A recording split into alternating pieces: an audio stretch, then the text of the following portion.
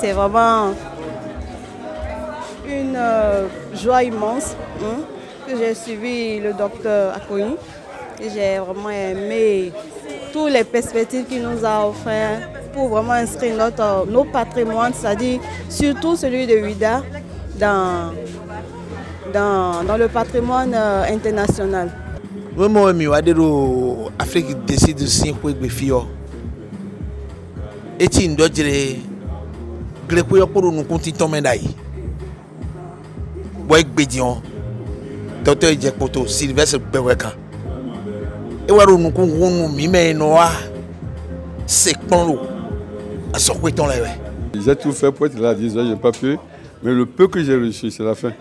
Ça m'a creusé. C'est la première fois que ici, j'ai rencontré un présentateur qui a pu toucher au fondement de mes connaissances.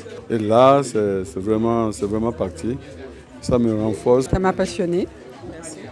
Je suis arrivée ici un peu par hasard et les questions étaient très intéressantes, très denses. Voilà. Donc moi, ça m'a fait découvrir quelque chose. Je voyais bien, ça fait plusieurs fois que je viens au Bénin. Je voyais bien qu'il y a des choses qui changeaient au Bénin, que ça s'ouvrait sur le tourisme, c'était bien. Et donc là, ça m'a permis de comprendre des choses. Voilà. Et donc j'ai trouvé que c'était sympathique et intéressant. C'est plus qu'une joie. C'est merveilleux tout ce que je viens constater ici, les premiers samedis du mois. Aujourd'hui, on a été entretenu sur comment inscrire un patrimoine sur la liste de l'UNESCO. Je vois que sur tout ce que nous avons au Bénin, nous n'avons que 4 de nos patrimoines inscrits sur la liste de l'UNESCO.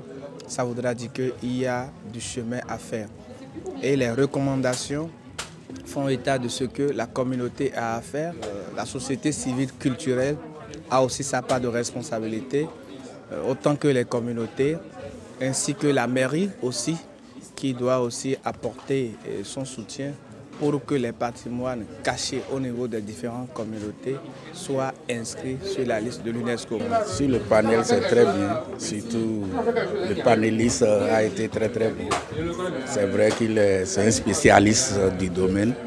Donc, j'ai beaucoup appris quand même. Inscrire un patrimoine, ça fait encore de la visibilité, non seulement à ce patrimoine, et aussi à la localité.